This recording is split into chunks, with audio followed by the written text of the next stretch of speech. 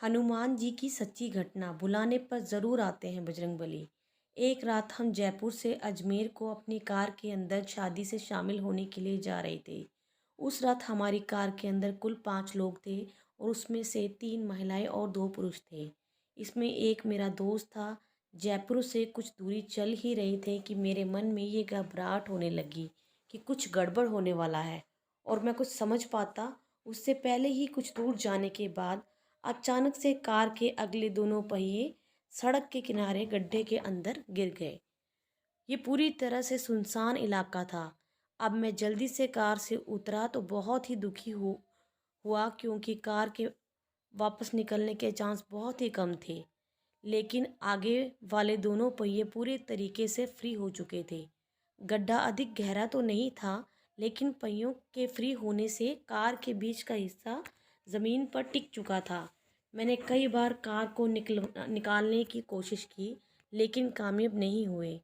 एक सुनसान इलाका होने की वजह से हम डर रहे थे और सबसे बड़ा डर ये था कि हमारे साथ महिलाएं थीं।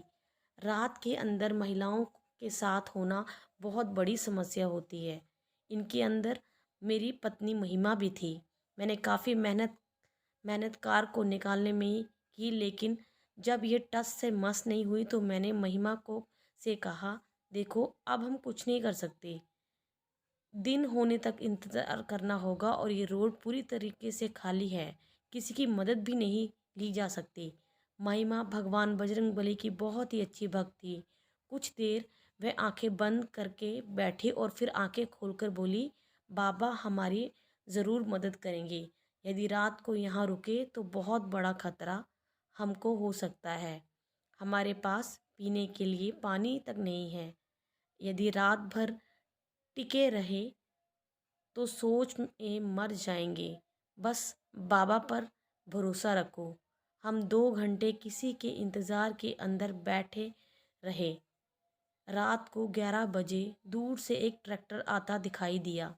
मैंने सोचा कि शायद ये लोग हमारी मदद करें, तो मैंने उस ट्रैक्टर के आगे हाथ दिया तो ड्राइवर ने रोक कर पूछा, हाँ जी, तो बोलिए आपको क्या परेशानी है।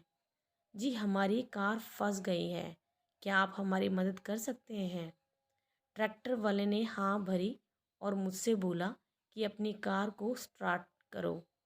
उसके बाद मैंने जैसे ही कार स्टार्ट की, वह एक ही झटके के अंदर गड्ढे से बाहर निकल गई। मैंने जैसे ही ट्रैक्टर वाले को धन्यवाद बोलना चाहा तो वहाँ पर कोई ट्रैक्टर वाला नहीं था। मैं हैरान रह गया था। अरे आप किससे बात कर रहे थे? महिमा और बाकी दूसरे लोगों ने हमसे पूछा। मैं बोला, क्या तुम पागल हो गए हो? यहाँ पर ट्रैक्टर आया था।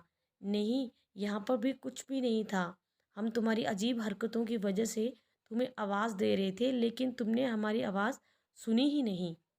मेरी पत्नी ने कहा, सचमुच बाबा का ये चमत्कार है। बजरंगबली को सिर्फ मैं ही अनुभव नहीं कर पाया था और दूसरा कोई भी उनको देख भी नहीं पाया था। सच में महिमा, तुम्हारी भक्ति सच्ची है। जय बजरंगबली की। अगर आपको ये कहानी पसंद आई हो, सच्ची कहानी, तो आप इसको लाइक और सब्सक्राइब करें।